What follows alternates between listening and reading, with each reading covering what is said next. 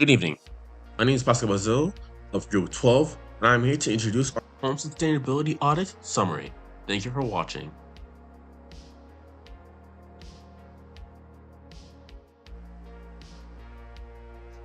The best conclusion that can be made about me is that my lifestyle is completely unsustainable.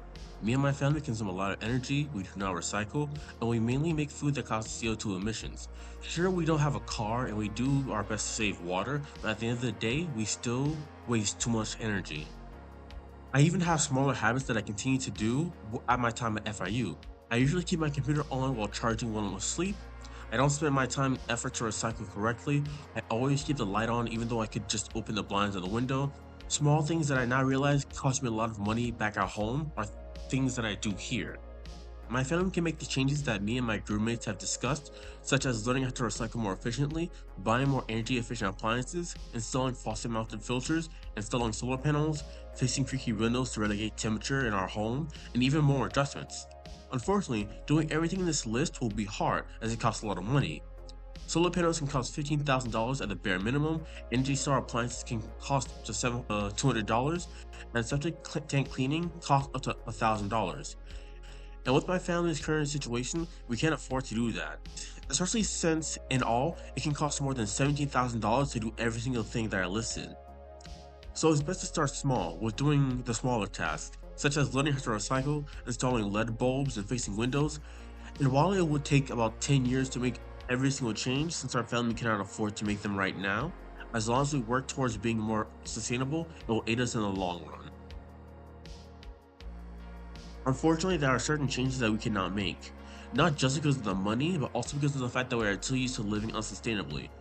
Me and my family buy and cook as much food as possible so we can prolong it, as we don't have a consistent source of money, and we don't have the outdoor space to dry our clothes, either here or at FIU, so we just use a dryer. In the future, if things change, then we can do more efficient solutions. However, as of this time, there's not much that can be done. In terms of sustainability within my household, specifically for our water and energy necessities, my home does not apply many methods and processes that will lead to an increase in overall sustainability.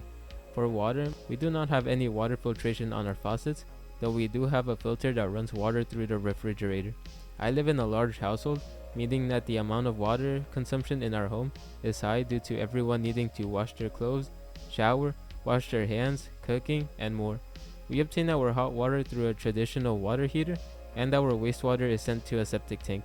For our energy needs, we do not have the capabilities of producing our own energy, meaning that we are entirely reliant on the stability of the power grid. My household uses a lot of electricity daily, and we have several devices and technology that draw a lot of power. Beginning with our water requirements, an easily manageable and free solution that we can implement are reducing the amount of water we consume, either by taking faster showers or turning the water off while not actively using it. We could also use cold water for our showers and for our washing our clothes. Another more costly option to be more sustainable would be to install a filter on our faucets so that we can directly drink from the tap water, which in turn would reduce the amount of water we consume from plastic bottles or gallons. Filters on faucets would cost us around $20 for mid-range filters and upwards of $30 for high quality ones. This would only take a couple of days to obtain the filter and an hour or so to get everything installed. Another significantly more costly method of being more environmentally friendly would be directly connecting to the sewage system through underground piping. On average in Miami-Dade County, connecting to the sewage system costs homeowners between $10,000 to $15,000, which would take a few days to a week to complete. For our energy needs, we could reduce the amount of energy we use, turning off lights when not in the room, shutting devices off when not used, turning on power saving modes on devices, and drying our clothes on a clothesline. When possible, each solution is free and will not require any amount of time to complete. We could replace the appliances in our house when they begin to fail to energy efficient ones, which on average are more expensive than non-energy efficient ones up front, but will save you far more money over the course of its lifespan by cutting energy costs. This would only take the days to obtain the appliance and a day to install. We could replace our lights to LEDs, which are slightly more expensive but have a longer lifespan, and save a considerable amount of money by cutting energy costs. Something that will remain unmitigated under this plan is installing solar panels to generate an independent source of electricity.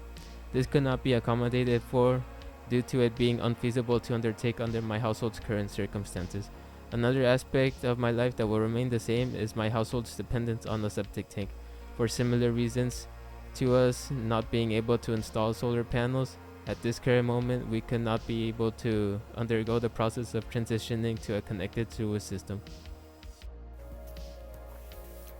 After analyzing my family's lifestyle, I identified several key areas where sustainability can be improved. We rely heavily on non-renewable energy sources with high electricity consumption due to outdated appliances and poor installation. Our diets include a significant amount of processed and non-local foods, which increase our carbon footprint.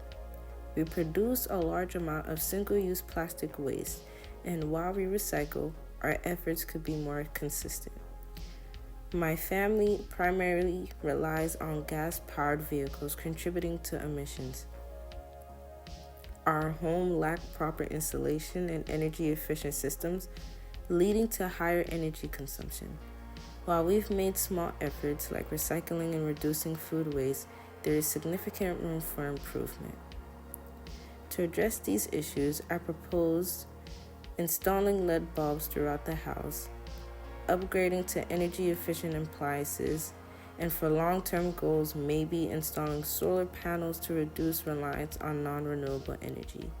And as for waste reduction, I always advertise for reusable containers, bags, and water bottles, and to set up a home compost system. And for vehicles, hopefully, if budget is up to par, to replace our current vehicles with electric or hybrid models. And the estimate cost for all of these could range from maybe $5 to $10 with LED light bulbs and other small house appliances. And for long term, it could at least range from $30,000 if we're switching vehicles. Despite me and my family making these changes, some unsustainable practices will remain, such as the use of gas vehicles or even certain food items that are easily disposable. These changes will remain the same due to the financial and logistic barrier that outweighs the potential environment benefit at this time. However, we will continue to seek alternatives and reduce their frequency where possible.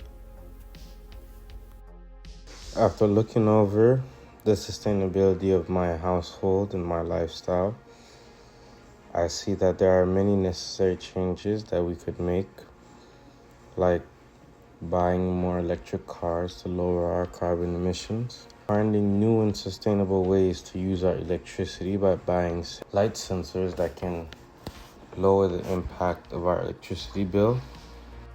I believe switching to electronic stove will help save power and lower the amount of emissions we burn using natural gas and other sources of fuel.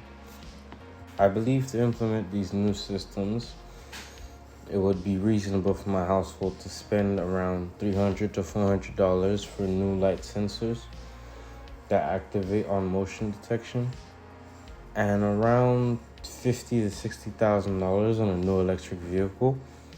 But with trade-in value of our current gas-powered vehicles, we could lower it to around $10,000 or $20,000. These steps have become increasingly more mandatory as our carbon emission is very, very high. I do not see my household using less water. I believe this is an unsustainable practice, but at the same time, it's become necessary for our water expenditure to be higher than normal because, again, I have more than 9 people in my household. Our use for the AC. Living in South Florida, heat is very, very frequent here, and my household has more than 9 people in it. So our carbon breath increases the heat inside the household, meaning that our AC stays on for 90% of the year until once around December we decide to turn it off because of the temperature of outside.